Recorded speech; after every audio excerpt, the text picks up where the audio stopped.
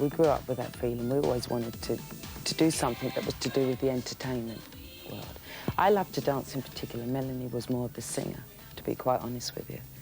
And we always wanted to sing and dance, always had music on. My mum and dad were always playing music. So we grew up with music constantly playing, and different types of music, because my dad was a jazz freak. Reggae. Bob Marley before he was commercial, Isaac Hayes, Al Green, Roberta Flack. And then also we listened to pop, because my mum would have the radio on while she was getting ready for work in the morning.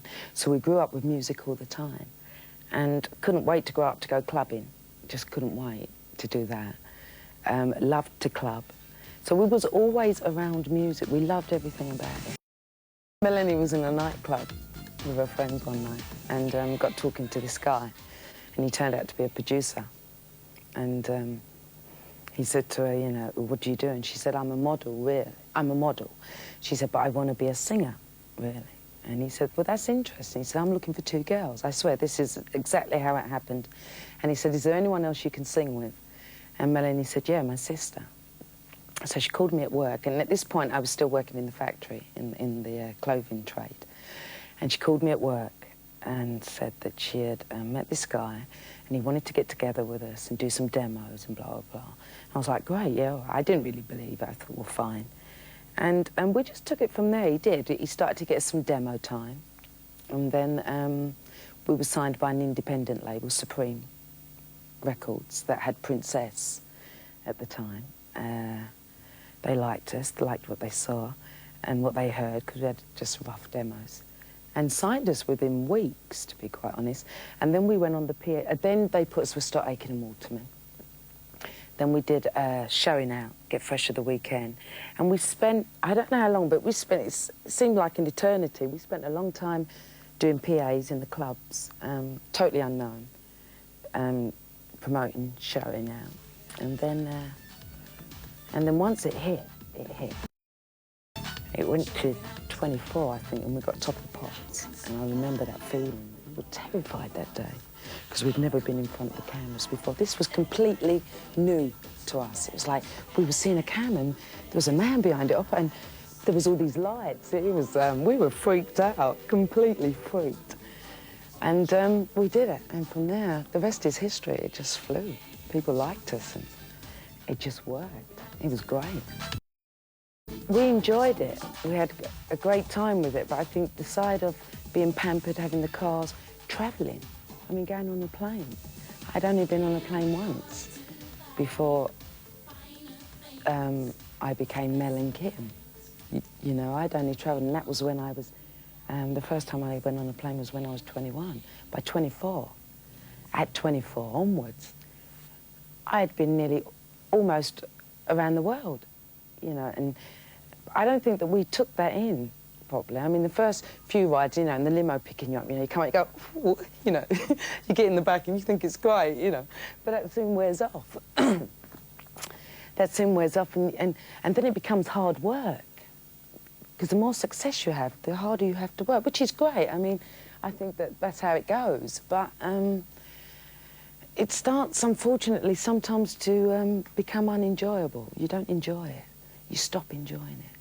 And that's not nice. That's quite sad, actually, when you feel like that.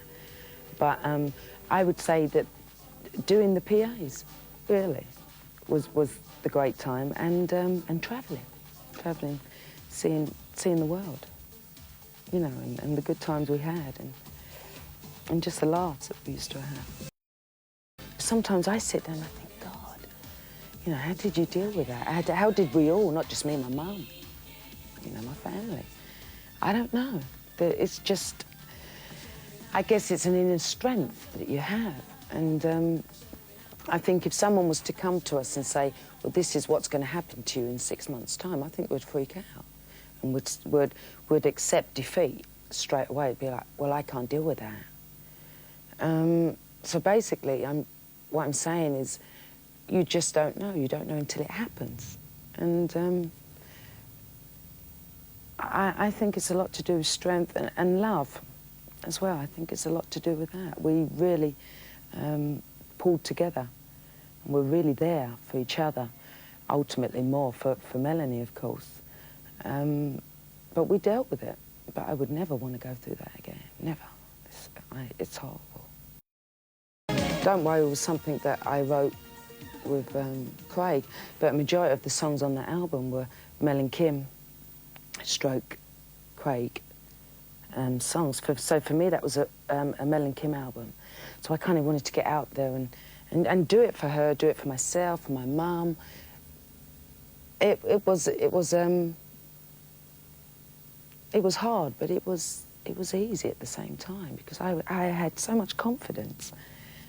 I'd never experienced that kind of, that feeling of just, you know, but not in an arrogant way, in a very controlled way. I was like really, I was there, and I felt great about what I was doing, and because of the purposes. I feel quite special because of what I've experienced, and I think people that have gone through what I went through or similar things, or just any trauma, basically, in your life, has to change you, because if it doesn't, then I think that's quite sad. Then you'll never learn, because you can't go through something like what I went through and not learn something from it. You can either come out bitter or come out stronger, and I came out the latter. I came out stronger, thank God. It was just great to come back with such a bang, you know. There's so many ways it could have went, but it went that way. And it was fantastic. It left me with a great feeling. So I spent the next 18 months promoting that album, because then I released J.L.A.D., Mama, If You Cared. So if I weren't here, I was kind of in Europe promoting that. And then after 18 months, I came back here after promoting and started again to record and write, and that's where we're up to now with this album. Ambitions, I'd really like to tour. That's what I want to do. I'd really like to tour. When I write my music, when I'm recording it, I always see, that's what I always see at the end, is this stage and me on it, obviously. And just a great atmosphere. All these people come to see me, you know, it's great. So touring is, because I love to perform. That's what this is about for me.